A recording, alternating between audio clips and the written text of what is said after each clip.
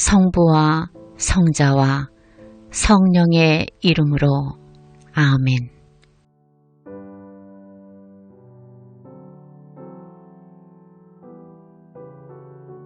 오소서 성령님, 당신의 빛, 그 빛살을 하늘에서 내리소서.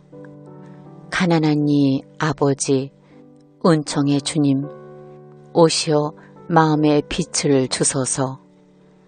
가장 좋은 위로자, 영혼의 기쁜 손님, 생기 돋워주소서.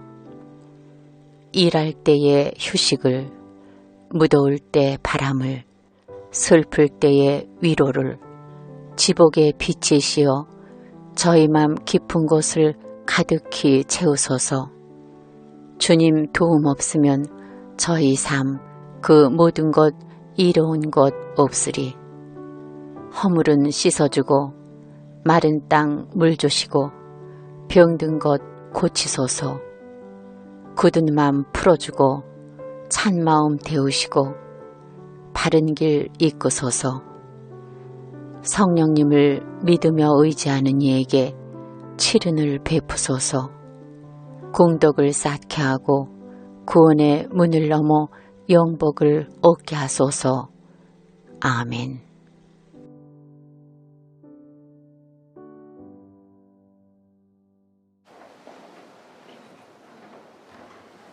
삼위 예수님, 네, 기도하고 시작하겠습니다.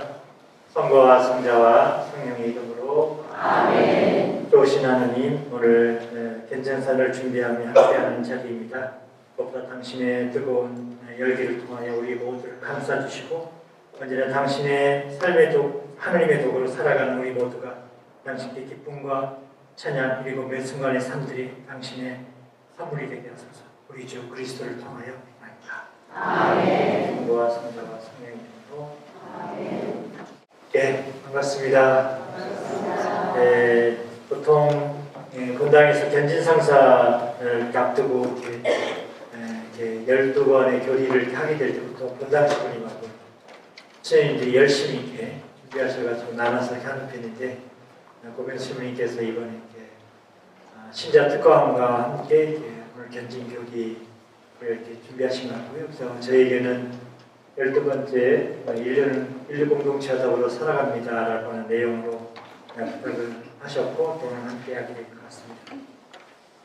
먼저 이렇게 견진이라고 이렇게 하게 될 때 보통 우리나라처럼 이렇게 모든 국가 가톨릭 국가라고 이렇게 일컬어지지 않는 선교 지역에 있는 사람들에게 있어서 이렇게 세례성사와 견진성사는 되게 이렇게 특히 유럽 같은 경우는 어릴 때 태어나면서 유아세대나 아니면 성인의 어떤 천연성체 이후에 이렇게 세례와 견진을 되게 성인들은 같이 동시에 이렇게 받게 되는데 저희는 세례성사를 받고 일정 기간 1년 아니면 적어도 한 3년 정도 기한을 두고 이렇게 하는 것 같습니다. 어쨌든 견진을 받는다라고 하는 것이 여러 마음의 준비가 될 텐데요. 또 세례를 받으면 또 성인이 돼서 세례를 받으면 금방 견진을 받고 싶은 사람들의 그런 마음도 있을 때가 있고 어떤 분들은 세례를 받은 지 또 성당 생활을 하다 보니까 뭐 세례 받은 거나 안 받은 거나 별반 다른 거 없이 됐는데 한번 새롭게 시작해야지 라고 하는 측면에 시작할 수도 있고요. 어쨌든 견진은 세례 성사를 통해서 우리가 하나님의 은총을 충만히 받았는데 또 교회는 이 견진 성사를 통해서 성숙한 신앙인으로서 또 그에 걸맞는 또 성령의 임하심을 다시 한번 강조하게 됩니다.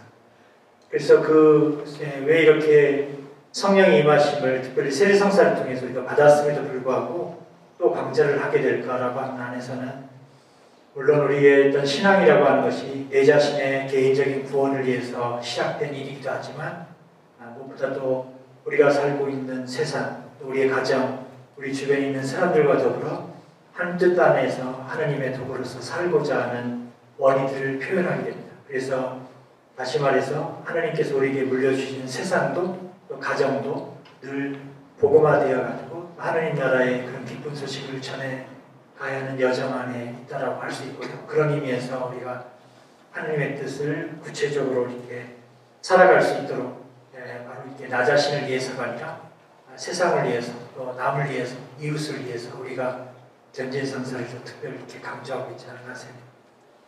오늘 제가 준비한 11과인데요. 우리는 일공동체와 더불어 살아갑니다라고 하는 주제로 시작하는데 저는 시작하면서 뭘 준비할까라고 이렇게 생각을 하다가 우리가 그 사이에 견진교리하면서 여러 강조가 있겠습니다만 제일 후에는 기뻐하는 이들과 함께 기뻐하고 우는 이들과 함께 우십시오라고 하는 포클라리 운동에서 이제 매달 생활 말씀이라고 하는 한 구절을 읽겠습니다. 우리가 신자로 살아가면서 기도하는 것, 아니면 성경을 읽는 것, 여러 가지를 강조할 수 있는데요. 저는 오늘 특별히 저 생활 말씀을 오늘 주제와 비슷하기도 하지만 여러분들에게 소개하고자 하는 것은 현재성사를 받는 우리뿐만 아니라 우리 모든 신앙인이 도대체 이슬람 신자들은 메카를 향해 가지고 하루에 5번 이렇게 절하고 기도한다라고 하는데 천주교 신자들은 뭐 할까? 물어보면 제각기 목주기도 많이 받지 않지? 아니면 성서 공부 많이 합니다. 나 매일 미사 감수다 라고 하는 여러 방식을 이야기를 하지만 정작 우리가 이렇게 하나님 말씀에 대한 강조도 있지만 저는 하나님 말씀을 읽고 하나님 말씀을 쓰고까지도 좋은데 아직 우리 교회는 하나님 말씀을 사는 것에 대한 강조가 강조하는 만큼 우리 천주교 신자들이 개신교 신자들처럼 간증이랄까 하나님께서 나의 삶 안에 들어와서 나의 삶이 변화된 것에 대한 증거가 이렇게 잘 안 된다는 거죠. 왜 안 될까? 그것은 연습이라고 보거든요. 그래서 저는 이 포클라리 운동에서 나오는 우리 달력이 보면은 그걸 실어놨는데요. 기뻐하는 이들과 함께 기뻐하고 우는 이들과 함께 오십시오를 제가 어제 읽어봤는데 또 오늘 읽어봤고 내일 읽는데 다 달라요.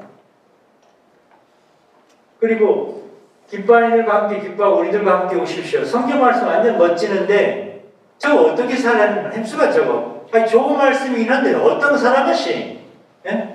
우리가 매일 만나는 부모님과 또 자녀들 또 회사 또 그 밖에 많은 사람들을 만날 때 어떤 만나게 되는가? 그냥 오늘 좋은 아침이다에 해도 되고 말아야 돼.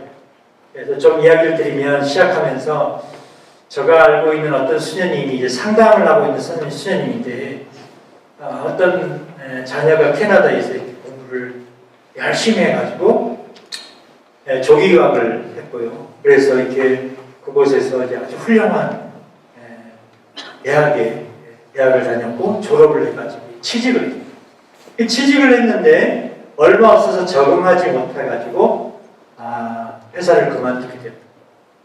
그래서 이 수녀님이 이제 전화 오셔서 이야기 나누면서 참 요즘 젊은이들의 어떤 그런 성향을 이야기하면서 자기하고 상담을 하고 있고 부모님들이 이제 외국에 살 것이 아니라 집에 돌아와서 뭐가 문제냐 한번 보자라고 이제 상담 중에 있는데 이분이 이제 그 스님하고 상담하면서 들려주는 게 뭐냐면 공부는 실컷 시켰는데 회사에 들어갔는데 회사에 이렇게 들어오는 입구에 들어오는 사람들 향해 가지고 어떻게 와수가 아니면 잘하수가 아니면 인사를 하면서 좋은 아침입니다. 오늘 열심히 이런 어떤 인사의 어떤 기본 아니면 뭔가 사랑의 표현 아니면 어떤 나눔이라고 하는 것들을 할 수 있어야 되는데 그런 거를 해본 적이 없고 왜 해야 되는지 왜 인사를 해야 되는지에 대한 어떤 감각도 없다는 거죠. 물론 거기에는 우리가 다자녀의 그런 가정들이 아니고 혼자 키우다 보니까 또 귀하게 키우다 보니까 아이들한테 공부만 잘하라. 나중에 대학교 들어가고 또 직장 다니면 나중에 상관 다 시작할 수 있다라고 이야기할지 모르지만 오늘 우리 자녀들에게 뭘 주고 어떤 소중한 것을 주고 있는가라고 하는 것들을 한번 좀 생각해보고 나는 신앙을 통해서 뭘 얻고자 하는가. 신앙을 통해서 그냥 영성체 받으면서 참 좋다 이런 정도인가. 특별히 견제성사를 받는 사람들은 제가 시작하면서 말씀드린 것처럼 나의 혼자만을 위해 가지고 신자 생활을 하려고 합니다. 이웃에게 빛과 소금이 되겠다고 하는데 이웃에게 빛과 소금이 된다라고 하면 기도는 물론 성경 말씀 하나라도 매일 읽는 것이 있어야 되지 않겠는가? 있습니까? 매일 미사 책이라도 아니면 한 달에 내가 정해가지고 기뻐하는 들과 함께 기뻐하고 우리들과 함께 오십시오라고 하는 말씀이 뭘까라고 하는 것을 살아야 되지 않나요? 저는 저 말씀을 이렇게 묵상하면서 여러분들과 나누고 싶은 것 중에 하나는 기뻐하는 들과 함께 기뻐하고 우리들과 함께 오십시오가 뭘까요? 상대방이 기뻐할 때 기뻐해주고 정말 상대방이 슬픔을 가지고 있을 때 슬퍼해주는 거죠. 그렇다면 그게 뭘까요? 다른 말. 다른 이들의 입장이 되어줘. 우리가 이렇게 대화하면서 아니면 가정에서뿐만 아니라 밖에서 말할 때 보면 자기 입장이라고 하는 것들을 들어주는 쪽보다 어떻게 하면 내 입장을 이렇게 어필하고 나의 입장에 대한 것을 이해받으려고 하는 쪽에서 있는 분들이 많게 되죠. 그 이야기를 잘 들어주셔야 되는데 그래서 모르겠습니다. 신자 여러분들도 본당에서 미사 신부님 여기서 강론할 때 신부님 강론 없어. 난 지금 저기 집에 돌아가면 해야 될 일 생각납시다. 그래가지고 고개 숙여가지고 할지 모르겠지만 제가 그 미사 강론 시간이 무슨 시간이에요? 신부님이 멋지게 준비한 강론을 들으라는 게 아니라 사랑의 행위 순간이잖아요. 신부님의 그 준비한 입장에 동료에 정말 일치를 보내고 공감을 보내고 함께 해보세요. 전혀 다르다. 우리의 말씀은 어떤 기록이기 전에 삶을 통해서 증거해요. 해가요. 다른 이들과 함께 한다라고 하는 것들이 여러 가지가 있는데요. 저는 첫 번째, 다른 이들과 함께 하려면 첫 번째는 사람은 기다리는 게 아니에요. 먼저. 내가 속하 있는 사무실이나 아침에 일어나거나 아니면 어떤 상황 안에서 먼저 사랑해야죠. 먼저. 기다렸다가 오늘 나한테 인사하냐 보자 해가지고 하는 게 아니고 그 사람이 그런 폼을 갖기도 전에 반갑수다 해. 반갑습니다. 라고 하면서 그런 기운들을 나누려고 해요. 그리고 내가 좋아하는 사람, 두 번째는 내가 좋아하는 사람만 나는 저 사람하고 저 사람은 아주 좋은데 이 사람하고는 아침부터 싫어. 하나님으로 본 사람은 모든 사람, 보편적인 사람, 모든 사람을 향한 사람이에요. 그러니까 차별하지 않고 모든 사람을 받아들일 수 있는 훈련. 그리고 구체적이고 또 끝까지 하나 되어주는 사람. 그래서 다른 입장의 사람들이 되어주는 그런 사랑의 행위들을 생각해 볼 수 있다는 생각이 들고요. 우리 오늘 동방성당 견지성사를 받으면서 여러분들이 이제 2주 후에는 주객님으로부터 이렇게 신앙인으로서 어떤 굳건함 안에서 성령을 받고 그리스도의 도구가 되겠다라고 선언을 하게 되고요. 그런 응답을 이렇게 신앙 고백과도 하게 됩니다. 근데 과연 모르겠습니다. 동방문당에 이제 성당이 이렇게 멋있는 성전이 지어졌는데 엠블럼 처음 봅니까? 네? 동방성당 엠블럼 멋있게 만들어놨다라고 이제 저걸 늘 저출 그려신고라고 하면서 생각을 해봐요. 그리고 빨간색, 그 가운데 십자가. 늘 성령 안에서 그리스도의 십자가를 선택하겠다. 그리스도의 십자가를 선택하겠다는 것은 여기 성당의 왕원에 예수님 보면서 예수님 안녕하세요라고 하는 게 아니고 나의 일상 안에 드러나는 수많은 불평과 여러 가지 등장되는 어려움과 힘겨움들을 늘 먼저 선택합니다. 그래서 이제 본당 공동체 엠블럼도 이렇게 보시는 분들, 소공동체 엠블럼이 있었던데, 특별히 우리가 이렇게 견지성사를 통해서 성령에 대한 이야기를 많이 하는데요. 성령의 어떤 특별한 힘을 받아서 그리스도의 증인으로서 말과 행동으로 신앙을 전파하고 옹호하며 그리스도의 힘을 용감히 고백하고 십자가를 부끄럽게 여기지 않도록 해줍니다. 늘 우리가 성령 안에 살아간다라고 하는 것들은 그래서 여러분들도 아침에 일어나서 기도하실 텐데요. 매일 아침 기도 일어나면서 뭘 기도하겠습니까? 성부와 성자와 성령의 이름으로 아멘이라고 하면서 뭘 기도하겠습니까? 내가 어제보다는 오늘 항상 성령 안에서 새로운 삶을 살아갈 수 있도록 도와주세요. 예수님을 통해서, 성령님의 전부를 통해서 늘 그런 것들을 일깨우게 되는 거죠. 이 성호경을 통해서.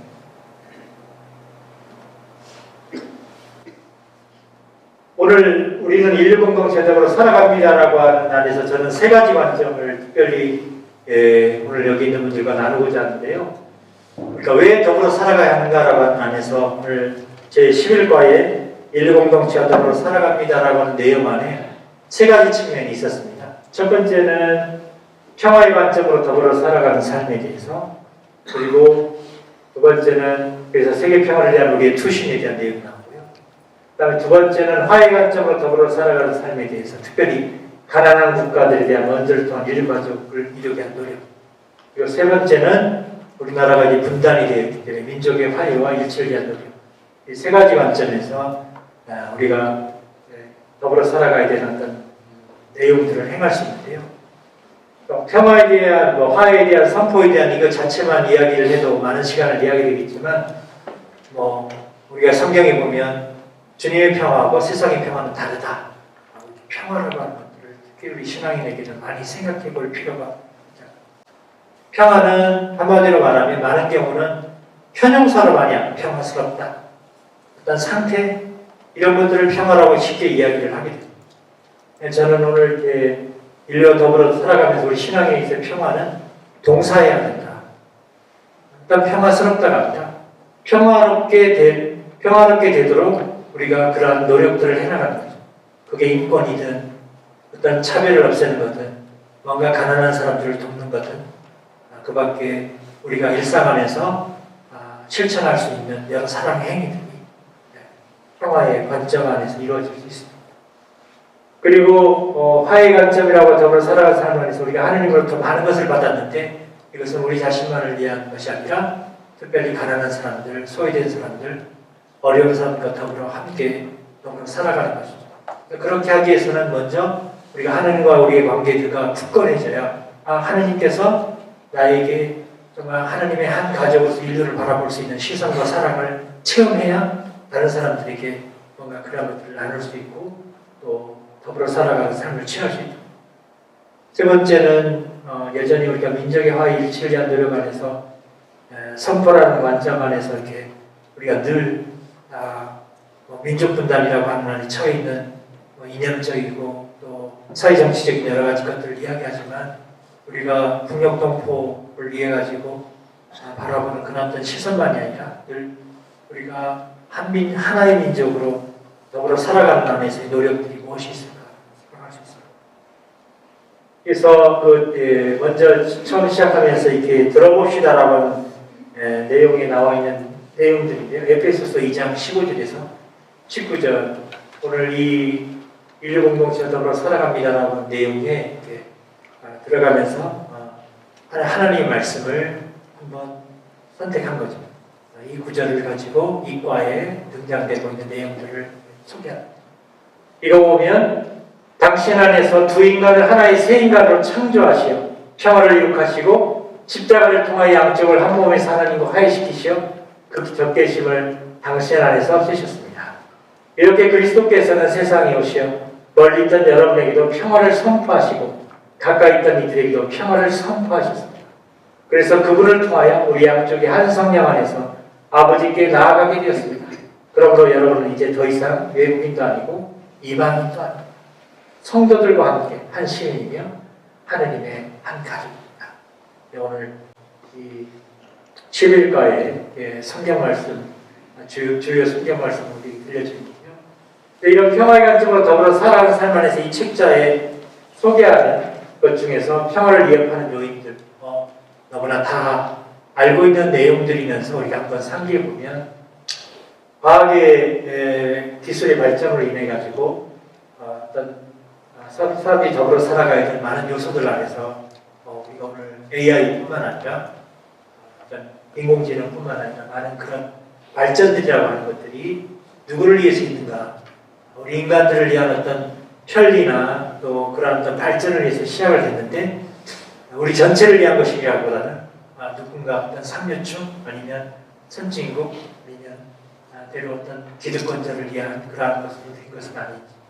과학기술의 발전이라고 하는 것으로 인해 가지고 어떤 직장뿐만 아니라 인간의 어떤 소외, 상실이라고 하는 것들이 많이 생겨나게 되고요. 그래서 저에 걸맞춰 가지고 지난 시간에 배웠는지 모르겠지만 사회교리 안에서 새로운 사태라고 하는 네오교황님께서 이렇게 우리의 인간의 어떤 노동에 대한 새로운 장안들을 그리스도의 관점에서 복음의 관점에서 바라보는 회칙을 선포하기도 하고 그래서 인간이 행하는 노동이 얼마나 중요하고 또 그런 복음적 사고 안에서 바라보는 노동을 통해서 인간을 새롭게 조명해보는 기회가 되었고요.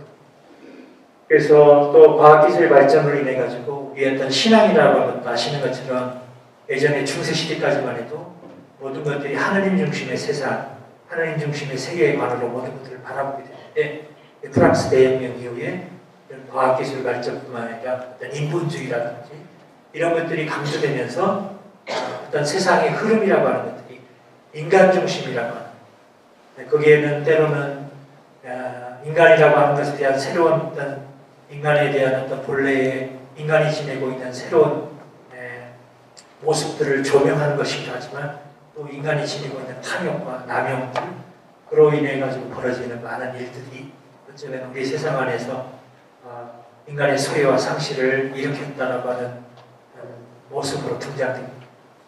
두 번째는 평화를 위협한 요인 중에 시장경제 확산에 따른 물질주의 과도 경제 체제와 자국 이익주의를 위한 전쟁들.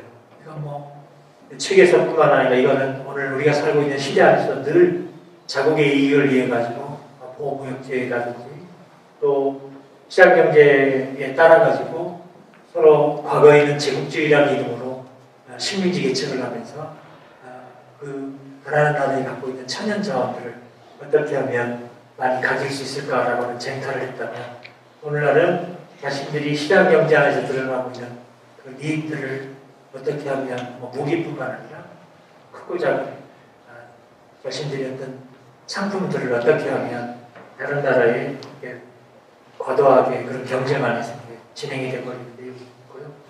세 번째는 신념과 믿음이 다르다는 이유로 자기 문화 우월주의, 문화 우월주의라고 하는 것은 오늘날만 말하는 게 아니라 과거에 우리 교회에도 마찬가지로 유럽에 예수님께서 살고 계셨던 예루살렘, 또 팔레스티나라고 하는 지역 안에서 이제 소아시아 그리고 전 세계로 뻗어나가면서 또 특히 우리나라처럼 동아시아까지 선교가 되고 정교가 되면서 다양한 문화하고 만나게 될 때 그 문화들을 수용하고 적응한다라고 하는 것도 오늘날은 당연한 건데 과거에는 뭔가 이렇게 미개한 문화로 바라보면서 뭔가 유럽의 문화가 우월적이고 그래서 가르쳐 주려고 하고 또 어떤 폭력을 써서라도 전개하려고 하고 그러다 보니까 우리가 미션 영화뿐만 아니라 전 세계적으로 정교의 역사, 선교의 역사 안에서 벌어지는 수많은 그런 문화우월적인 폭력들 또 제주도 안에서는 아시는 분들은 아시겠지만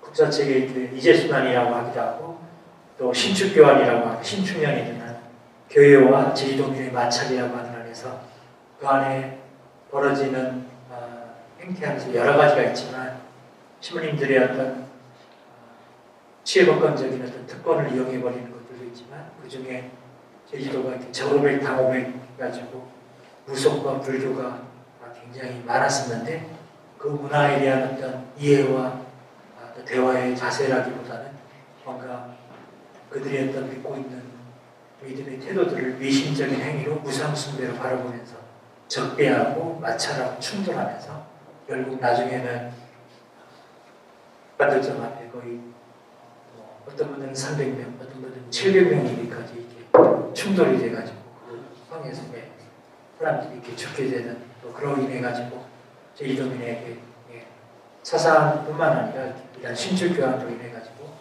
제주도민 안에서 문화월적인 요소 안에서도 또한 또 벌어졌던 또 하나의 형태로 이렇게 기억이 되고요. 또 오늘날 교회가 제주를 향해서 살아가게 될 때 이렇게 반성이 되는 문화월적이라고 하는 것을 늘 생각해요. 그래서 우리 교회가 성당 안에서 미사를 드리고 기도를 드리고 제사를 드리고 하나님께 참여를 드리는 것도 중요하지만 그 하나님께 참여를 드리고 기도를 드리는 것은 하느님께서 우리에게 많은 은총을 베푸는 시간이기도 하지만 하느님께서 바라시고 원하시는 세상, 특별히 우리가 살고 있는 제주도를 어떻게 하면 하나님 뜻에 맞닿는 이런 문화의 공동체로 만들어가는 우리가 어떻게 협력할 수 있을까? 그러려면 먼저 우리의 어떤 교회가 지니고 있는 문화, 교회가 지니고 있는 가치들을 어떻게 제주를 향해서 항상 내려놓을 수 있을까? 또 나눌 수 있을까? 그리고 또 그들과 대화할 수 있을까라고 하는 것들이 늘 우리한테 주어진 도전이거든요. 그래서 늘 배우는 마음, 겸손한 마음으로 또 이렇게 성당에 오시는 신자분들뿐만 아니라 외부 사람들을 만나게 될 때 다양한 모습 속에서 그들과 이렇게 모습 안에서 우월적인 태도가 아니라 늘 그들을 하나님의 자녀로 또 하나님의 선물로서 그들을 바라보면서 함께 더불어 살아가는 제주 공동체를 꾸려가는 데 이 역할이 필요하다는 생각입니다. 그 다음에 다음으로 평화의 관점으로 더불어 살아가는 삶의 강조가 되는 쪽에 이렇게 특별히 이렇게 교회에서 가르치는 사회교리뿐만 아니라 여러 가르침들이 있는데요. 특별히 이렇게 민족들의 발전이라고 하는 그러니까 다시 말해서 아까 1890년대에 새로운 사태라고 하는 네오 교황님의 노동하는 인간에 대한 어떤 새로운 성찰들을 담은 회칙이 발표되기도 됐는데 이제 다양한 민족들이 다양한 방법으로 발전이 되다 보니까 마치 발전이라고 하는 것이 하나의 뭐랄까 각 민족, 각 국가가 갖고 있는 화두인데 이것도 뭔가 교회의 관점 아니면 교회에서 가르치는 어떤 신앙의 관점, 복음의 관점을 가지고 좀 그런 어떤 선언을 해줘야 되겠다. 그래서 특별히 민족들의 발전이라고 하는 것들을 1867년에 지상의 평화라고 하는 평화에 대한 그런 어떤 회칙과 더불어 이 민족들의 발전이라고 하는 책을 내놓으면서 어떻게 발전을 어떻게 하는 것이 발전다운 발전인가 정말 우리 모두를 위한 발전이 어떤 발전이냐라고 하는 것을 교회의 관점에서 이렇게 선포하는 회칙입니다. 여기 내용 보면 굉장히 상징적으로 나오는데요. 평화의 군왕으로 오신 예수 그리스도께서는 행복하여라 평화를 이루는 사람들 그들은 하나님의 자녀라 불릴 것이다 하고 가르치셨습니다. 그러므로 그리스도를 따른 우리는 지상의 평화를 위해 기도하고 투신해야 될 사명을 지니고 있습니다. 그리스도께서 우리에게 주시는 평화는 하나님께서 원하시는 질서, 더욱 완전한 정의를 사람들 사이에 꼭 필요한 질서를 하루하루 노력함으로써만 얻어지는 것입니다. 이제 이번 돌아오는 대립 일주일부터 지난번에 추계주교회를 통해서 결정한 것이 한 가지가 있는데요. 지금 한반도의 여러 상황들이 그렇게 또 좋았다가도 그렇게 만만치 않은 상황으로 흘러가고 있는데 본래 의정부교구에 있는 주교님이 민족화의 위원회 위원장이신데요. 의정부교구를 중심으로 민족화위원회 안에서 이렇게 매일 저녁 9시에 주모경을 마치면서 한반도 평화를 위한 기도를 마치는 운동을 해왔었는데요. 이번에 추계주교회에 저희 제안을 했습니다. 내년도에 남북 문제뿐만 아니라 한반도 상황 안에서 평화 정착을 위한 노력을 다양하게 해야 될 텐데 우리 신자들만이라도 실천할 수 있는 실천 지침이 뭘까라고 하다가 저희 주교님들이 결정을 한 게 돌아오는 대립 일주일부터 매일 저녁 9시에 타임아웃, 우리가 영어로 타임아웃이라는데 9시 땡 하면 그때 주모경을 마치면서 한반도 평화를 위한 지향으로 우리 신자 모두가 기도를 바친다 라는 운동을 시작합니다. 그래서 주님께서 공지사항으로도 해주시겠지만 함께 동참하면서 한반도 평화를 위한 기도를 바치는 또 평화의 관점을 더불어 살아가는 사명을 다할 수 있고요.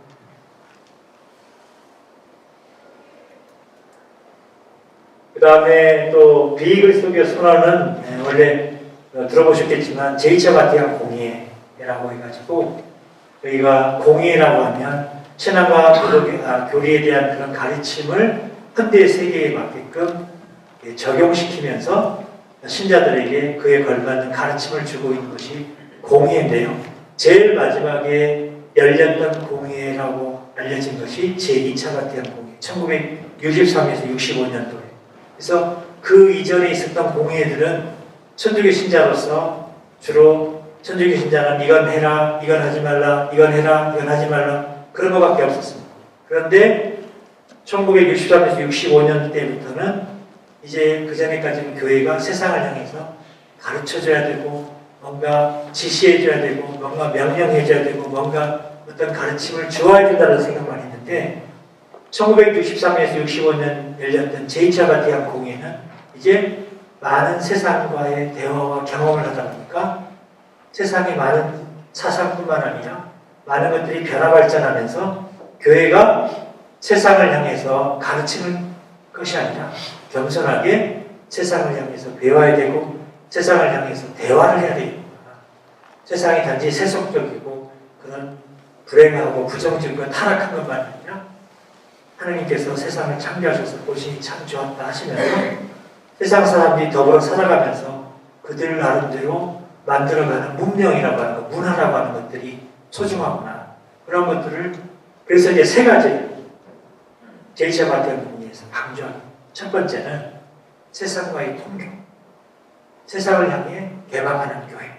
이게 교회가 세상을 안에서 어떤 가르침이나 뭔가 거룩하고 고고하고 도도하게만 있었었는데 세상과 세상을 향해서 개방한다는 건 뭐냐면 세상과 대화를 가지고 세상의 문제를 예전에는 신앙의 문제가 아니다라고까지 할 수도 있는데 세상 안에 벌어지고 있는 문제를 이제 우리의 신앙의 문제로 고민하는 거예요.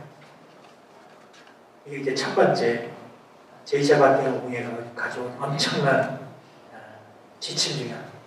두 번째는 종교 간의 대화라고 하는 겁니다. 종교 간의 대화. 예전에는 종교 간의 대화라는 말을 오늘날은 당연한데 제2차 바티칸 공예가 이루어지기 전에는 종교 간의 대화라는 건 있을 수 없어. 왜? 종교의 제일 종교는 천주교. 천주교가 제일 오래되기도 했고 천주교에서 가르치는 교황님을 중심으로 천주교에서 진행되고 있는 모든 가르침들은 정통적이고 또 신학적이고 또 뭔가 훌륭한 학자들이 교부들이 성인들이 성인 성녀들이 검증된 가르침이기 때문에 이 가르침은 제일 우선적입니다. 그러니까 다른 종교하고 대화라는 것이 아니라 뭔가 그들에게 개봉하고 뭔가 가르쳐주는 조건이 있어 왔죠. 그래서 종교 간의 충돌이나 분쟁이라고 하는 것들이 과거 역사 안에 많이 있었지만 이제 제2차 바티칸 공예를 통해서 종교 간의 대화라고 하는 것들을 선언하게 되는데 종교인들에게 이제 종교 안에서 대화라고 하는 도구를 통해서 종교인들과의 만남이라고 하는 것을 행해합니다. 세 번째 제2차 바티칸 공예의 이대한 중에 하나는 문화와의 만남. 아까 제가 신축교화도 이야기했고 아까 문화 우월주의적인 것이. 그러니까 문화라고 하는 것들을 그전에는 가톨릭 문화는 상위 문화고 다른 문화는 하위 문화로 그런 인식들을 해왔습니다. 그러나 이제 선교를 하고 정교를 하고 수많은 삶의 경험을 하면서 다른 사람들이 더불어 살아가는 어떤 부족, 어떤 국가가 조그맣게 만들어가는 그런 문화와 문명들은 나름대로 삶의 가치가 있다. 그래서 지금은 시부님은 아닌데 예전에 시부님이셨다가 이렇게 해방신학을 하다가 옷을 벗으셨는데 이제 우리 인류 문명에 대한 여러 운동들을 많이 하시는 분 중에 보프라는 분이 있는데요. 이분이 쓴 책 중에 선교사보다 먼저 오신 하나님. 하나님은 선교사보다 먼저 오신. 이게 무슨 말입니까?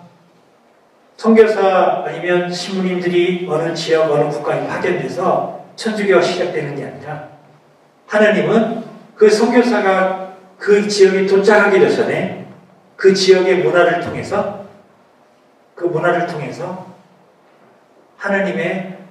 하나님성, 하나님의 거룩함, 하나님의 어떤 하나님께 다가가는 여정을 경험하게.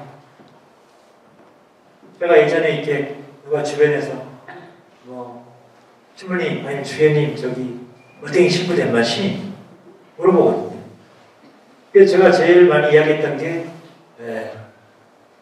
저희가 어릴 때 부모님이 저한테 집에서 큰아들이기도 했었지만은 제일 많이 말했던 게 아이고 누구 집 아들은 착하다. 이게 매일 착하다 이렇게 하죠.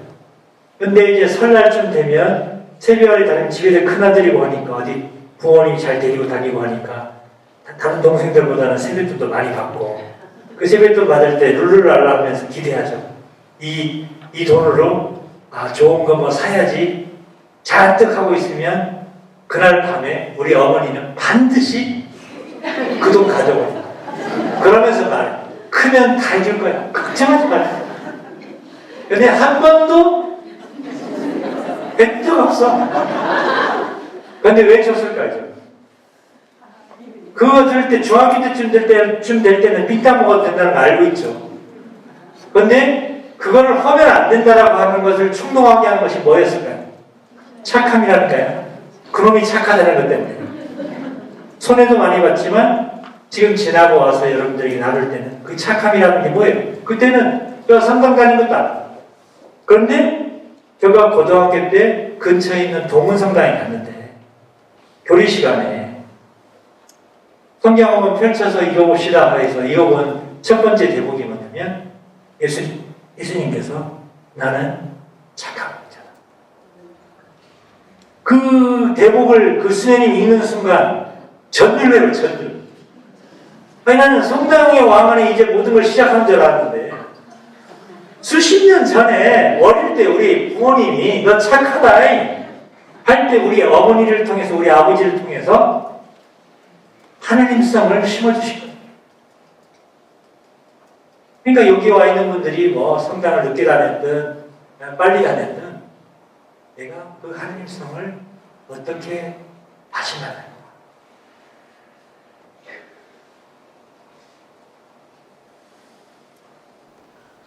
그래서 비그리스도교적 선언은 뭐냐면 그리스도교를 믿지 않는 사람들에게 사람들과는 어떻게 지내야 되냐라고 하는 것을 써놓은 게 비그리스도교 선언입니다.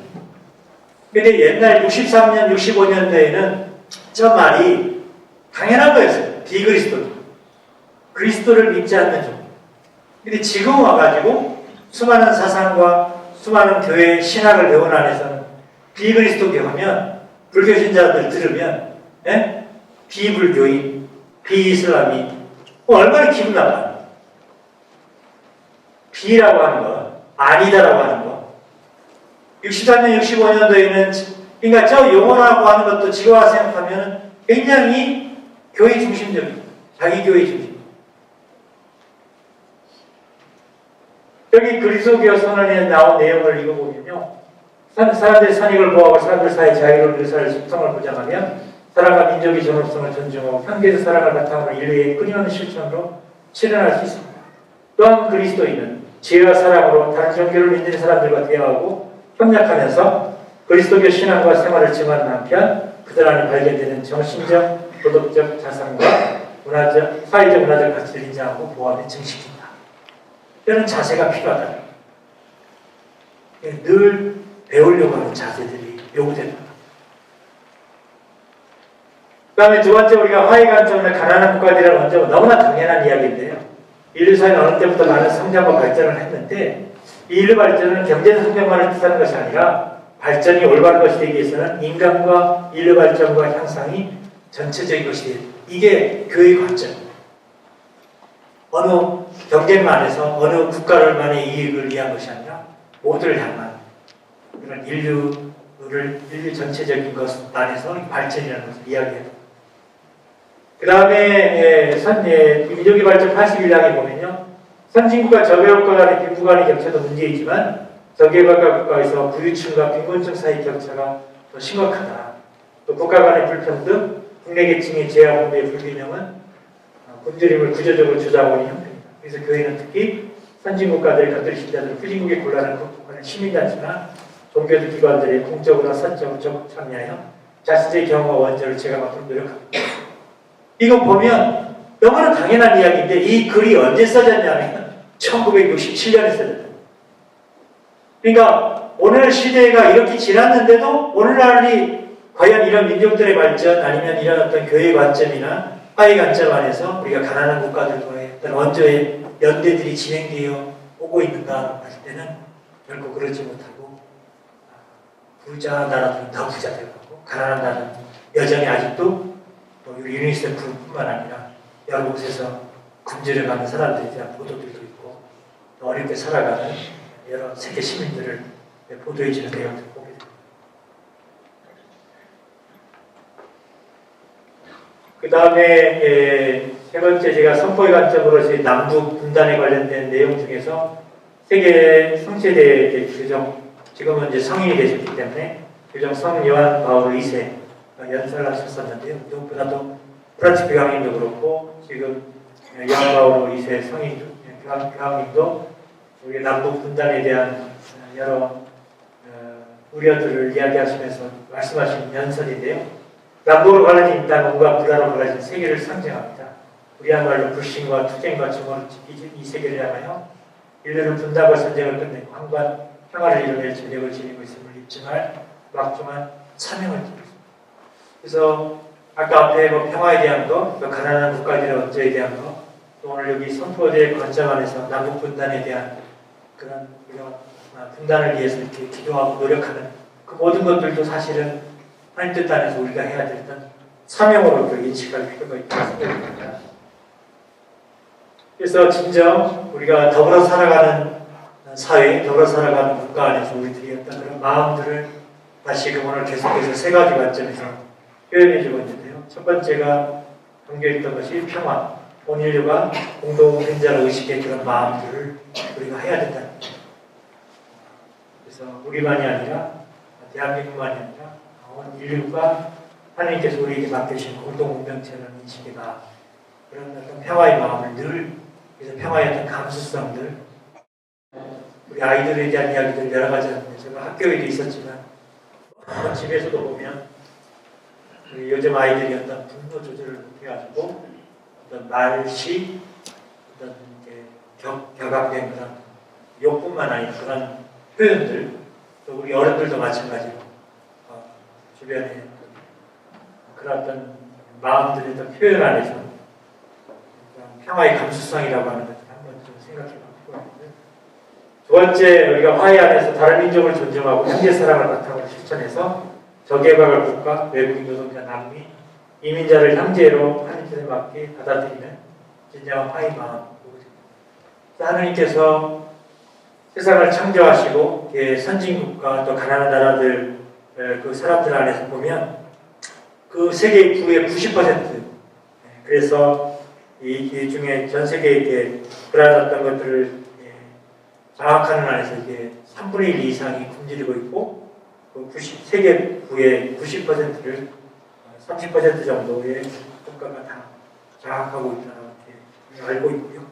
그래서 여전히 어떤 빈부격차와 양극화, 크고 작은 어떤 국가 간의 그런 어떤 여러 일들이 요즘 같은 시리아나 중동의 여러 가지 사태 때문에 돈을 벌기 위해서뿐만 아니라 국가의 어떤 혼란한 그런 거기 때문에 안전한 곳으로 이동할 수밖에 없는 사람들, 그런 사람들을 받아들이냐 받아들이지 않느냐라는 안에서 유럽에서도 지중해 연안 안에서 끊임없이 유럽을 향해서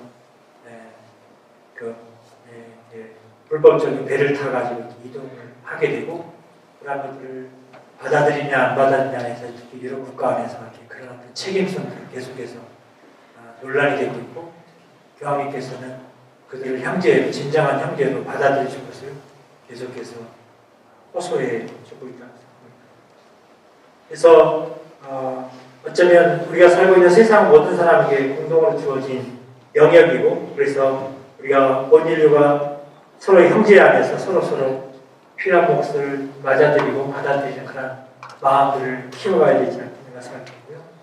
세 번째는 우리 민족이 특히 남북 분단 안에서 드러나는 그런 민족의 화해 일치를 다짐하고 선포하는 그런 우리의 어떤 구체적인 노력들이 그래서 단지 정치인들이나 아니면 남북 분단에 관련된 어떤 기구들만이 아니라 우리 교회는 과연 남북 분단의 화해 일치를 위해서 어떤 노력을 할 것인가. 그래서 내년도 한국 전쟁이 일어난 지 70주년이 되는데요. 내년 6월 25일 날은 전 교구, 우리나라에 있는 정교구회과 동시에 6월 25일 날 한국 전쟁이 일어난 70주년을 기념하는 미사를 동시에 하기로 결정했고요. 그래서 또한 남북 화해 일치 안에서 탈북민에 대한 것뿐만 아니라 어떻게 하면 분단된 그런 여정 안에서 남북 정상뿐만 아니라 좀 더 상호 협력하고 또 이산가족 상봉뿐만 아니라 그런 교리 안에서 우리 한 결의 안에서 우리의 어떤 희망들을 어떻게 실천하고 노력할 수 있을까라는 하는 것이 우리의 몫이라고 하는 마음을 다짐해야 된다는 거고요. 마지막으로 고병 시민님께서 지난번에 베트남 다낭에 샤르트 수녀회 그 장애인 물품 지원해가지고 400만 원 전달하면서 여기 갔다 오신 분들도 있는데 나름대로 교회가 늘 그런 어떤 어려운 국가와 나눔뿐만 아니라 늘 도움이 필요한 곳에 정말 우리나라를 떠나서 이렇게 다른 어려운 지역과 그런 나눔의 정신, 형제 사랑을 최선을 다해서 돕는 것, 그것이 어쩌면 우리의 마땅한 도리이면서 사명이 아닐까 생각하면서 다시 한번 오늘 우리는 인류 공동체로 살아가는 관점 안에서 평화에 대해서 또 화해에 대해서 선포하는 관점 안에서 좀 더 우리가 인류 공동체와 더불어 살아가는 신앙이 그래서 단지 그냥 성당에 가는 우리들만 나만을 위해서 그리고 오늘 견진성사를 받게 되는 여러분들 그리고 또 동아문화의 신야 여러분들은 좀 더 우리 어떤 시선이나 시각들을 하나님의 뜻다른 복음적 시선들을 마음에 품고 살아가면서 늘 우리에게 다가오는 하나님의 뜻을 새롭게 맞이할 수 있도록 노력해야 되지 않겠나 생각합니다. 그런 말씀을 드리면서 오늘 마치도록 하겠습니다.